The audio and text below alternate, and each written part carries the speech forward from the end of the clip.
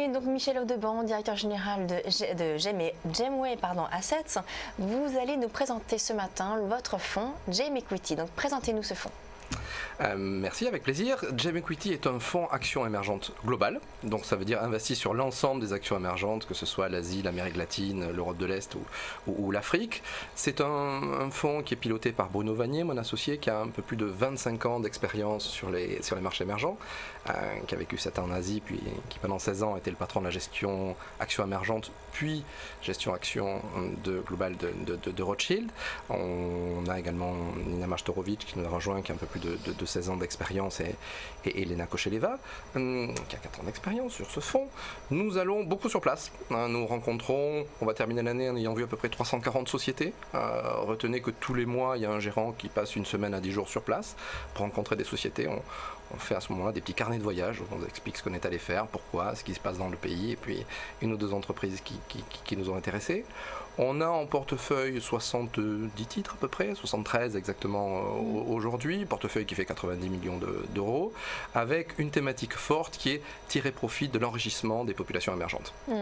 Aujourd'hui, on a dans ces pays-là, bien sûr la Chine, mais demain vraisemblablement l'Inde, une accélération très forte des classes moyennes qui consomment. La consommation sera dans les pays émergents d'ici quelques années. Il y a déjà la majorité des classes moyennes qui résident dans les pays émergents au moment où on se parle. On pense qu'en 2030, ce sera à peu près 80% des classes moyennes mondiales qui seront dans les pays émergents. Donc c'est cette thématique. Ça veut dire plutôt moins de cycliques, moins de matières premières, moins de financières que dans les indices. On limite cette part à un tiers, alors que c'est près de 2 tiers des indices, et plutôt ce qu'on va appeler des belles valeurs de croissance. Tout cela, ça donne quoi? Ça donne un fonds qui, depuis sa création, surperforme d'un peu plus de 9% son indice. On est à 13% contre 4% pour le MSCI marché émergent. Alors, si on peut voir peut-être à l'écran, on a donc un graphique avec la courbe bleue, donc c'est donc le fonds Gem Equity, et la courbe verte, donc en dessous, c'est donc l'indice de référence. Exactement. Deuxième précision, ça peut être nécessaire quand on voit ce graphique. Le fonds est très différent de l'indice. Ça ne veut pas dire qu'il n'est pas plus ou moins corrélé, on le voit bien, mais retenez que l'on a 80% du portefeuille qui est en dehors des indices. Les indices émergents, comme je disais tout à l'heure, font une grande part aux valeurs cycliques, matières premières. C'est pas forcément notre tasse de thé, mais en plus un indice comme la Chine par exemple va beaucoup regarder la Chine du passé, alors que pour nous les thématiques d'investissement en Chine c'est plutôt internet, c'est plutôt l'assurance vie, ce sont plutôt des thématiques qui sont aujourd'hui très peu représentées dans les indices. Donc on n'hésite pas à avoir 80% du portefeuille en dehors des indices à partir du moment où on est sur des valeurs liquides, donc pas de toute petite capi en portefeuille, rien moins de 500 millions de dollars pour être simple, et cela, tout ce que je viens d'écrire, donne un portefeuille qui a un profil de risque plutôt un petit peu dissymétrique. On a un bêta de 0,84 depuis la création. On a tendance à moins monter quand ça monte et un petit peu à moins baisser quand ça baisse. Tout cela donne pour un fonds qui se compare à un indice et qui a vocation à être totalement investi, une volatilité légèrement inférieure à 11% aujourd'hui, ce qui n'est pas beaucoup, ce qui est d'ailleurs trop bas. Ces chiffres-là devraient remonter, mais aujourd'hui c'est très bas. Alors parlez-nous maintenant de votre stratégie de gestion. Comment est-ce que vous allez sélectionner ces valeurs? Donc vous nous dites pas des petites valeurs sur ces marchés émergents, parce que ce sont des marchés souvent, il faut se déplacer, il faut bien les connaître. Comment est-ce que vous allez sélectionner ces valeurs-là? Alors d'abord on le fait, c'est ce que je disais, on en voit à peu près 340 par an. Il y a un peu plus de 20 000 valeurs cotées. Le premier filtre, qui est un filtre de liquidité, je le simplifiais tout à l'heure, mais enfin c'est 500 millions de dollars de capitalisation boursière minimum, 500 millions de dollars de chiffre d'affaires et 1 million de transactions jour.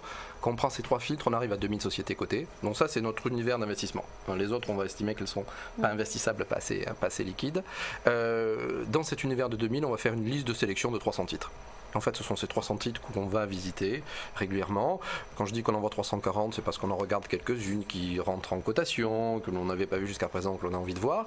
Ce sont des sociétés qu'on voit depuis très longtemps. Mon associé les voit depuis à peu près 20 ans. Certains, on les a vus des dizaines de fois. D'autres, on les découvre. On va faire une sélection qui commence tout d'abord sur la gouvernance. C'est-à-dire que si la gouvernance n'est pas satisfaisante, on ne va pas aller plus loin. Aujourd'hui, un titre comme Gazprom, on s'arrête à la gouvernance. Elle n'est pas satisfaisante pour nous. Ça n'a pas de sens d'aller faire une descente de bilan sur un titre là où il y a près de 25 milliards de capex qui s'évaporent tous les ans, on ne sait pas trop où.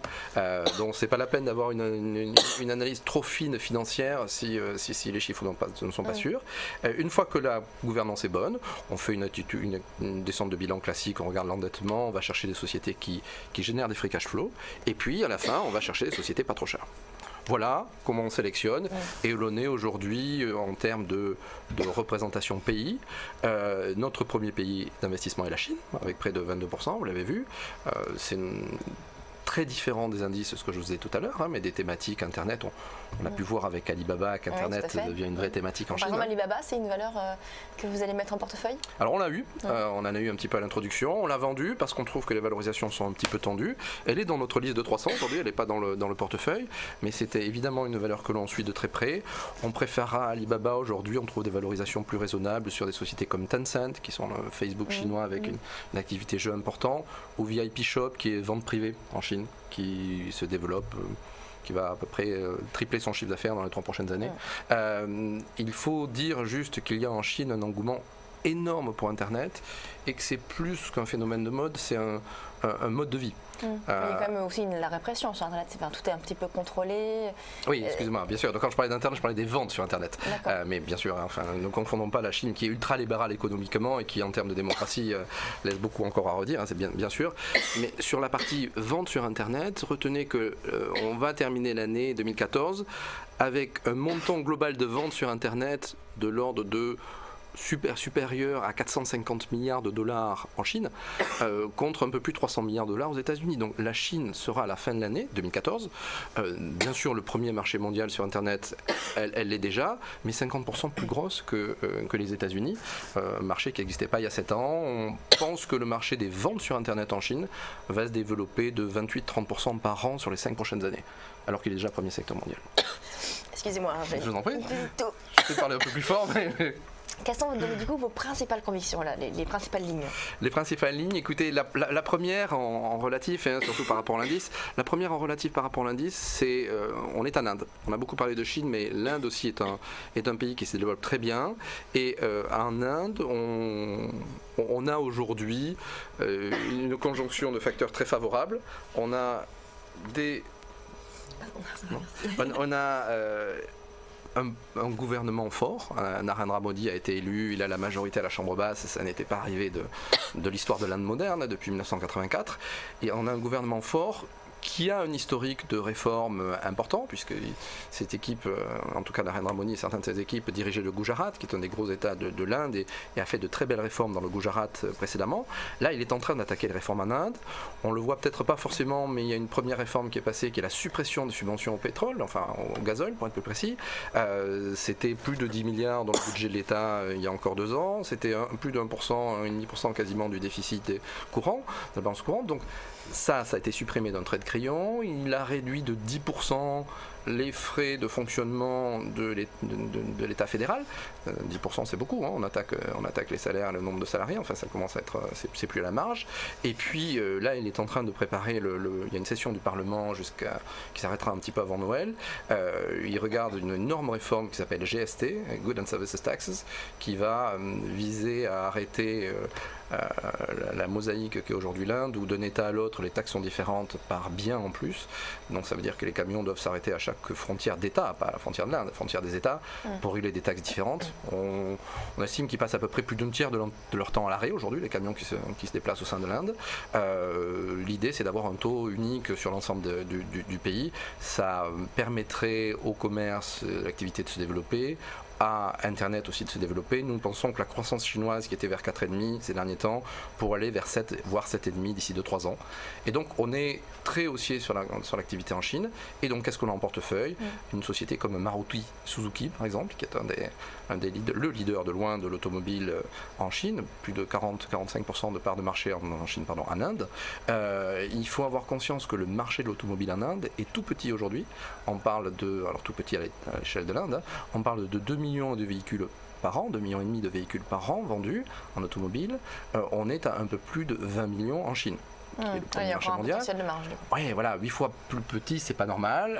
Nous, on pense que ce marché peut aller vers 5-6 millions dans les années à venir, dans les 5 ans à venir, donc plus que doubler. Maruti Suzuki est un très bon acteur pour profiter de cela. Un pays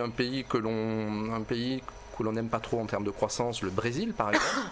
On a au Brésil des sociétés qui sont à des prix très intéressants. Retenez que de manière générale, on trouve aujourd'hui dans les émergents des belles sociétés de croissance, qu'elles soient technologiques, enseignement, enfin des sociétés sur lesquelles on a une bonne visibilité de croissance des résultats sur 2-3 ans, qui ont des croissances de résultats anticipés de 20, 25, 30, 35% et qui valent moins de 15 de PE. Donc ce sont sur ces sociétés-là que l'on se concentre. Ça peut s'appeler l'Argan dans la technologie et donc les caméras pour mobile. Ça peut s'appeler Estacio au Brésil dans l'éducation. Merci Michel Deban, donc directeur général de Gemway Assets. On va passer tout de suite au débat donc, de Direct Gestion.